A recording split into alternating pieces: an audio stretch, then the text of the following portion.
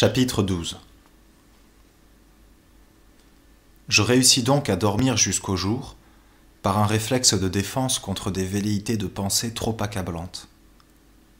Mon sommeil fut cependant coupé de cauchemars fiévreux où le corps de Nova m'apparaissait comme celui d'un monstrueux serpent enroulé autour du mien.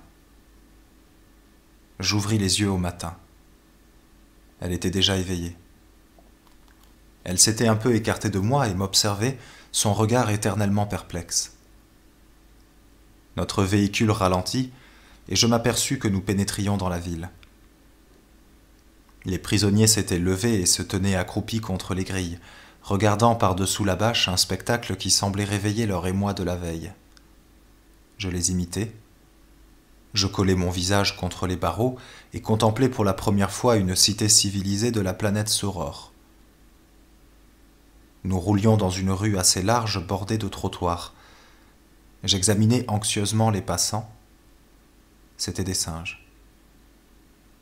Je vis un commerçant, une sorte d'épicier qui venait de relever le rideau de sa boutique et se retournait avec curiosité pour nous voir passer. C'était un singe. Je tentais de distinguer les passagers et les chauffeurs des voitures automobiles qui nous dépassaient. Ils étaient habillés à la mode de chez nous et c'étaient des singes. Mon espoir de découvrir une race humaine civilisée devenait chimérique et je vécus la fin du trajet dans un morne découragement. Notre chariot ralentit encore. Je remarquai alors que le convoi s'était disloqué pendant la nuit car il ne comportait plus que 2 véhicules, les autres ayant dû prendre une autre direction. Après avoir franchi une porte cochère, nous nous arrêtâmes dans une cour. Des singes nous entourèrent aussitôt et s'employèrent à calmer l'agitation grandissante des prisonniers par quelques coups de pique. La cour était entourée de bâtiments à plusieurs étages, avec des rangées de fenêtres toutes semblables. L'ensemble suggérait un hôpital, et cette impression fut confirmée par la venue des nouveaux personnages qui s'avançaient à la rencontre de nos gardiens. Ils portaient tous une blouse blanche et un petit calot, comme des infirmiers. C'étaient des singes. C'étaient des singes, tous, gorilles et chimpanzés. Ils aidèrent nos gardiens à décharger les chariots. Nous fûmes extraits de la cage, un par un, fourrés dans un grand sac et emmenés à l'intérieur du bâtiment. Je n'opposai aucune résistance et me laissai transporter par 2 gorilles vêtus de blanc. Pendant plusieurs minutes, j'eus l'impression que nous suivions de longs couloirs et montions des escaliers.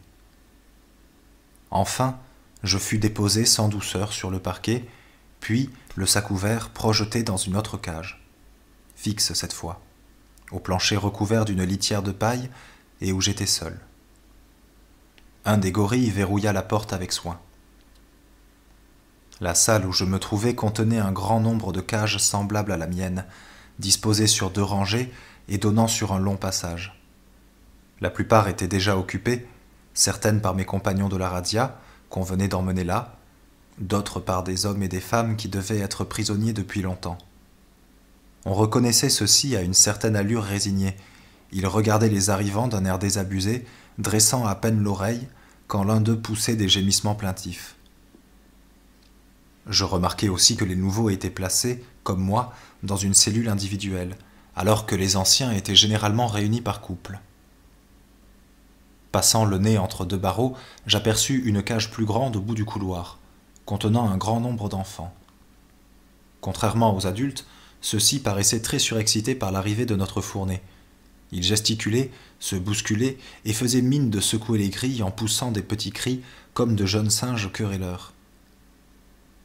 Les 2 gorilles revenaient, portant un autre sac. Mon amie Nova en sortit, et j'eus encore la consolation de l'avoir placée dans la cage située juste en face de la mienne. Elle protesta contre cette opération à sa manière particulière, tentant de griffer et de mordre. Quand la grille fut refermée, elle se précipita contre les barreaux, essaya de les ébranler, grinçant des dents et poussant des ululements à fendre l'âme. Au bout d'1 minute de ce manège, elle m'aperçut, s'immobilisa et haussa un peu le cou comme un animal surpris.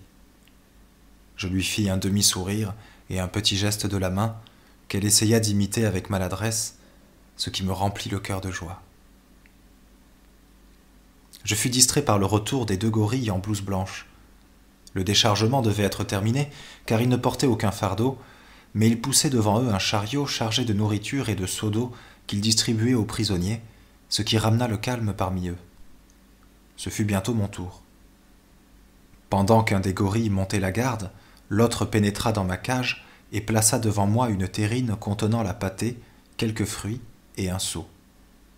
J'avais décidé de faire mon possible pour établir un contact avec ces singes qui paraissaient bien les seuls êtres civilisés et raisonnables de la planète.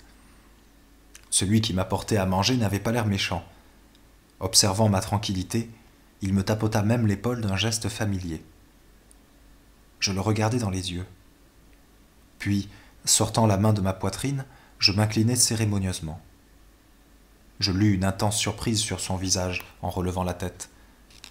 Je lui souris alors, mettant toute mon âme dans cette manifestation. Il était près de sortir. Il s'arrêta, interloqué, et poussa une exclamation. J'avais enfin réussi à me faire remarquer.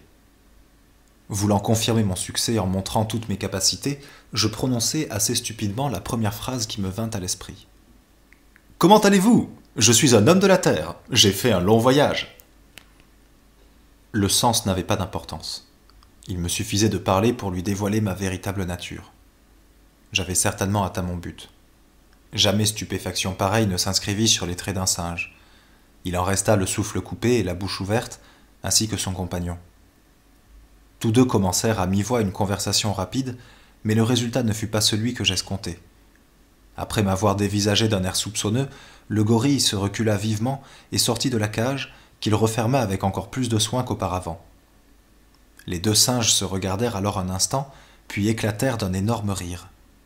Je devais représenter un phénomène vraiment unique, car ils n'en finissaient pas de s'ébobir à mes dépens. Ils en avaient les larmes aux yeux, et l'un d'eux dut poser la marmite qu'il tenait pour sortir son mouchoir. Ma désillusion fut telle que j'entrai d'un seul coup dans une épouvantable fureur. Je me mis moi aussi à secouer les barreaux, à montrer les dents et à les injurier dans toutes les langues que je connaissais.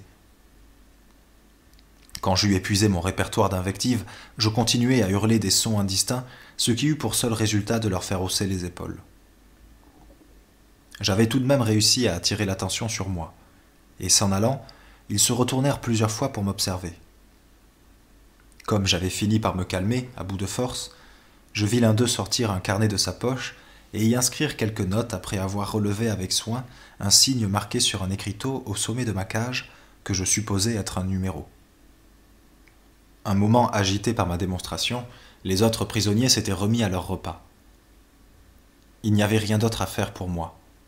Manger et me reposer, en attendant une occasion plus favorable de révéler ma noble essence.